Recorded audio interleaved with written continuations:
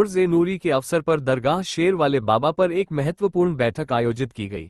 बैठक में 4 जुलाई को रात्रि 9 बजे दरगाह जंगली शाह के महफिल खाने में होने वाली शहीद ए आज़म कॉन्फ्रेंस की तैयारियों की समीक्षा की गई।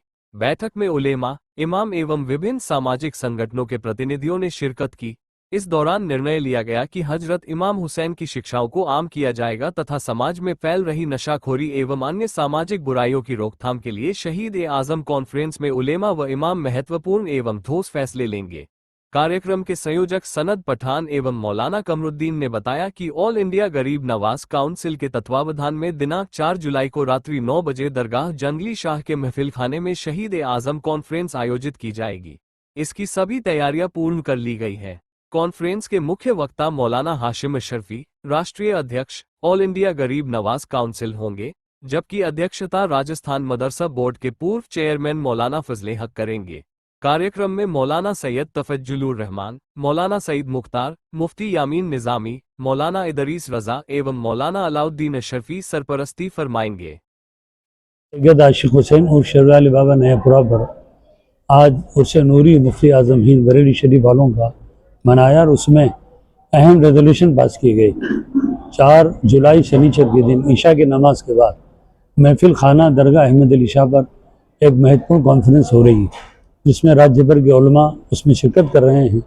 हज़रत इमाम हुसैन की शहादत का जो मूल मकसद है कि खिलाफ शरीयत कामों से रोका जाए, और आज हमारे नौजवान बहुत से जो नशे के शिकार हैं और उसमें हमारी कौम की बड़ी बर्बादी हो रही है, उन्हें सही मैसेज दिया जाए कि इमाम हुसैन ने यजीद शराबी के ख़िलाफ़ जंग की और शहादत दी, इस्लाम के ख़िलाफ़ होने वाली खुराफात के ख़िलाफ़ जंग की और शहादत दी।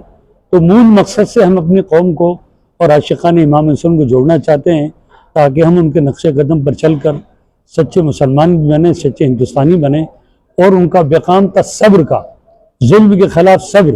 तो हमें वो भी तलक़ीन दी जाए कि हम जिन हालात से गुज़र रहे हैं, हमें सब्र से काम लेना है।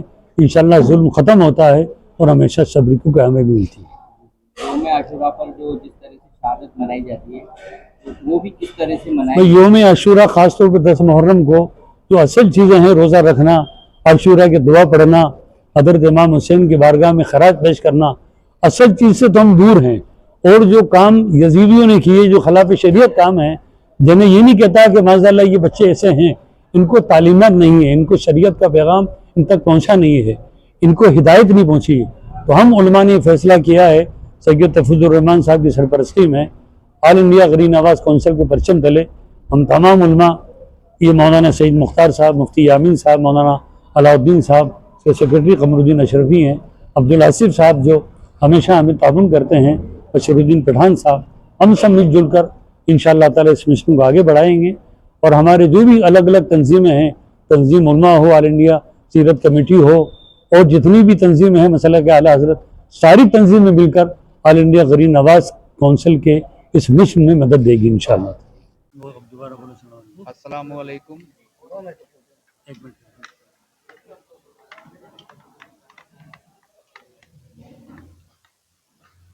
अस्सलामु अलैकुम। सभी यहाँ पे तशरीफ़ लाए, उसका बहुत बहुत शुक्रिया। अब ज़्यादा से ज़्यादा तादाद में 4 जुलाई को ईशा की नमाज के बाद जंगली शाह दरगाह पे कॉन्फ्रेंस में शिरकत करें, शहीद आज़म कॉन्फ्रेंस में शिरकत करें। अस्सलामु अलैकुम। सनद पठान। मुहर्रम के महीने में इमाम आली मकाम रज़ी अल्लाह ताला अन्हु की मोहब्बत में जो कुछ रसूमात होती है, करते तो मोहब्बत ही में है, लेकिन इन्हें ये शऊर होना चाहिए कि इमाम आली मकाम की कुर्बानियाँ अपने नाना के दीन और उनकी शरीयत की सरबलंदी के लिए थी। हमारी ये जिम्मेदारी बनती है कि उन्हें सीधा रास्ता दिखाएं और उन्हें शरीयत समझाएं कि मोहब्बत अहले बैत में आप जो कुछ काम कर रहे हैं उसका एक पैमाना होना चाहिए कि शरीयत जिसकी इजाज़त दे वही करें, और शरीयत जिन कामों से मना करें उनसे बाज आ जाए।